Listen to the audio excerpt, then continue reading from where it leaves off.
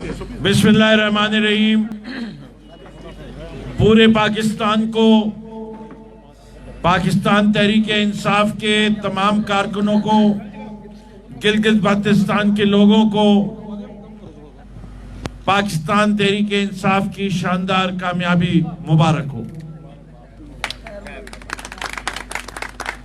आज हमें इस बात की बड़ी खुशी है कि एक बयानिया लेके चल रही थी पाकिस्तान डिवाइड मूवमेंट। कोई उसको पाकिस्तान डिवाइड मूवमेंट कहता है और दूसरे कुछ पाकिस्तान डाकू मूवमेंट कहते हैं। डिवाइड मूवमेंट और डाकू मूवमेंट की एक शहजादी हैं जिनको आज हिसाब सिखाना है।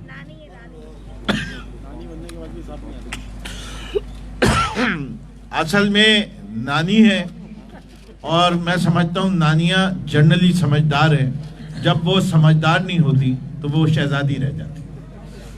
तो शहजादी साहिबा, अगर आप अपनी जवानी में कुछ पढ़ लिख लेती तो आपको ये पता होता कि 23 की मेजॉरिटी जो है, सिंपल मेजॉरिटी, वो 12 होती है। 23 की सिंपल मेजॉरिटी 12 होती है। गिलगित बाल्टिस्तान में 10 तो जीते पीटीआई के टिकट पे, एक जीता हमारे इत्तेहादी के टिकट पे एमडब्ल्यूएम, और एक आजाद उम्मीदवार को हमने अलानिया सपोर्ट की हुई थी। तो कितने हुए? 12। और सिंपल मेजॉरिटी क्या होती है? अच्छा, अब आप क्यों कुछ और धचके दे दूं? 7 जीते आजाद, उनमें से 4 आजाद जो जीते हैं वो हैं जिन्होंने पीटीआई के टिकट के लिए अप्लाई किया था। तो आप कितने हो जाते हैं? 16।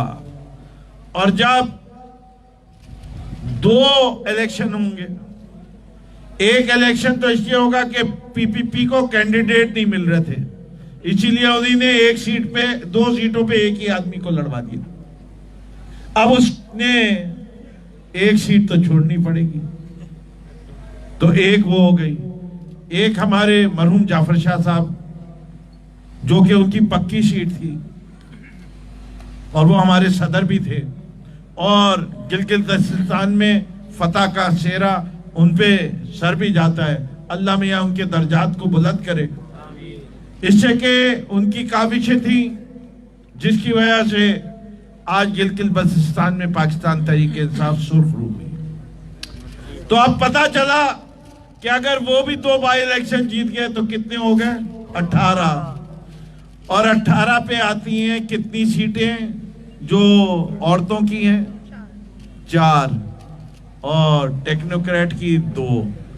तो 18, 4 और 2 तो 24 हो जाती हैं 33 में।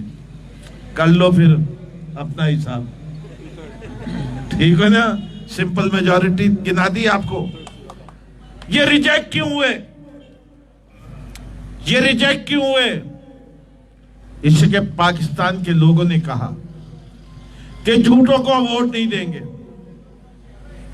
जो लोग झूठ बोलते हैं उनको वोट नहीं देंगे, और जो सच बोलते हैं और मेहनत करते हैं और जिनको सादिक और अमीन कहा जाता है उनको मौका देंगे। ये मोहतरमा पहले उनका जिक्र कर लेते हैं और फिर अपने बिला वजह का भी जिक्र कर लेंगे। जो मरियम बीवी हैं, उनकी तो कोई जायदाद ही नहीं थी।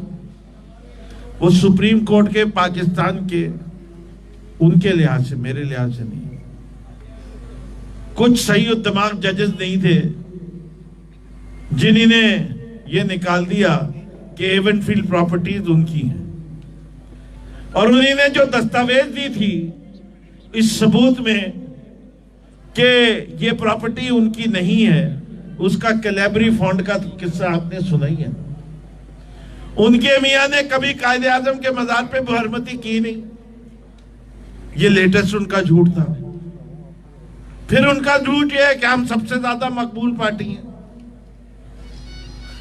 हर मौके पे मफरूर बाप की बेटी, मफरूर भाइयों की बहन, जिस शख्स ने जब कभी उसका झूठ पकड़ा जाने लगा हो और कोई दस्तावेज देनी हो उसको सबूत में, तो वो ये नहीं करता कि 2002 के ट्रांजैक्शन को 2017 में भी साबित कर सके और सुप्रीम कोर्ट उस शख्स को सादिक और अमीन कह दे। वो पनामा के केस में अपने आप को सही नहीं साबित कर सका, वो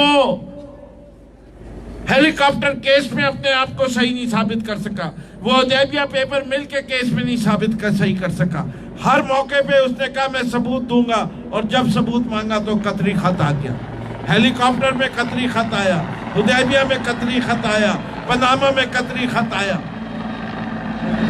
वो कौन सा खानदान है जिसकी जायदाद पाकिस्तान में कम और पाकिस्तान से बाहर ज्यादा है, और उस खानदान का 3 दफा वजीर आजम रहा हो?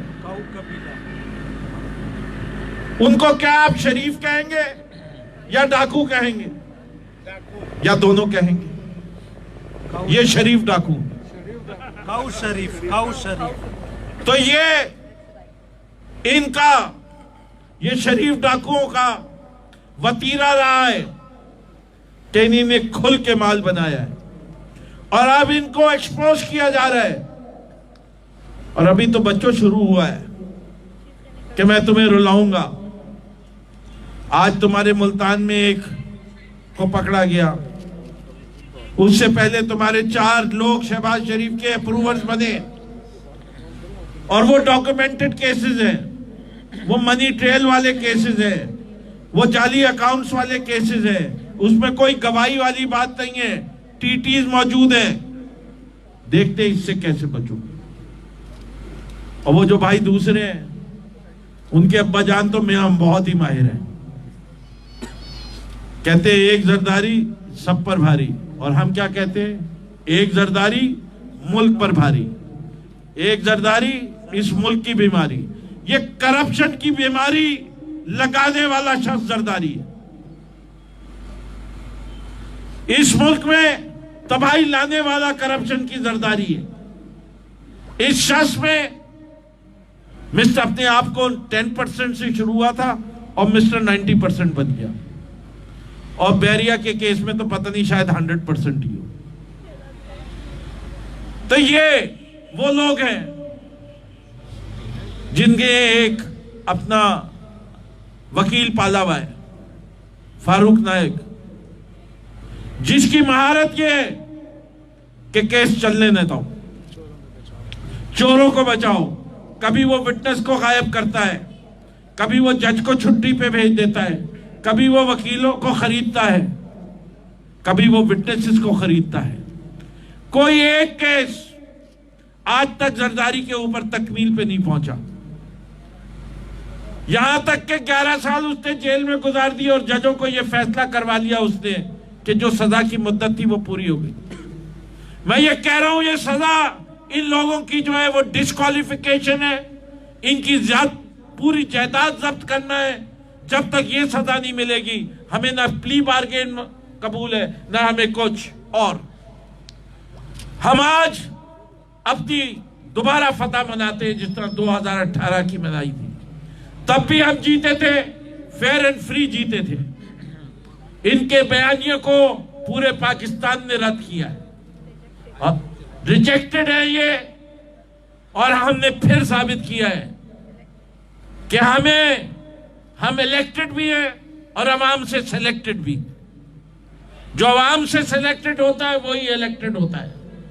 तुम रिजेक्टेड हो, तुम्हारी परफॉर्मेंस रिजेक्टेड है, और तुम जितनी दफा मुकाबला करना चाहते हो मुकाबला कर लो। इंशाअल्लाह फतह हमारी होगी और शिकस्त तुम्हारी किस्मत में लिखी हुई है। इसके जो लोग चोरी करते हैं, जो झूठ बोलते हैं, खुदा उनका कभी साथ नहीं देता।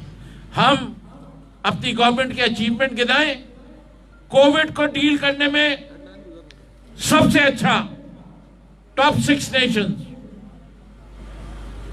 पोस्ट कोविड इकोनॉमी में best performing Asian economy, industrial growth this quarter 7.7%, highest ever motorcycle manufacturing, highest ever history में पाकिस्तान की cement production, current account deficit wiped out, current account surplus highest in 17 years. फिर पूछते हो कि perform क्या किया? 70 साल बाद डैम बने, पाकिस्तान के हर गरीब इंसान को जो सिंध में नहीं रहता, उसके अलावा कहीं भी रहता हो, उसके हाथ में 10 लाख रुपए का एक कार्ड दे दिया जिससे वो अपने खानदान का इलाज करा ले। फिर पूछते हो कि तहरीक इंसाफ को क्यों वोट देते? तो मैं ये समझता हूं कि ये इंशाल्लाह जब अगला इलेक्शन होगा हमारी परफॉर्मेंस और बेहतर हो चुकी होगी और इनका सफाया हो चुका होगा। एक दफा सबको मुबारकबाद। पाकिस्तान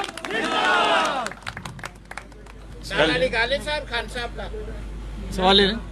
कोई सवाल? कोई सवाल नहीं करना। चलिए पेश कर रहे हैं। हम कुछ सवाल करेंगे, फिर आपने कहना कि यार ये तलत भाई की तलत भाई को मिठाई खिला दे।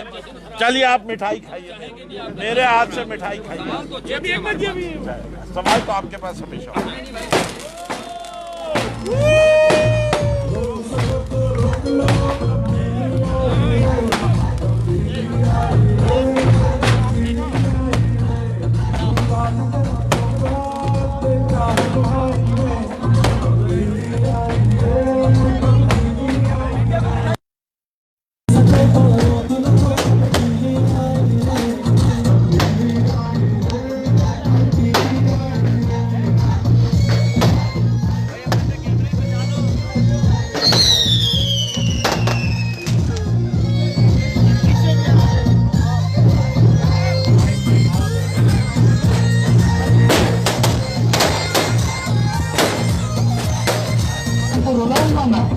इनको तकलीफ पहुंचेगी, मैं तो जाऊंगा तकलीफ को। इंसाफ का, ईमान का, रोशन पाकिस्तान का, ये देखो पूरा हुआ।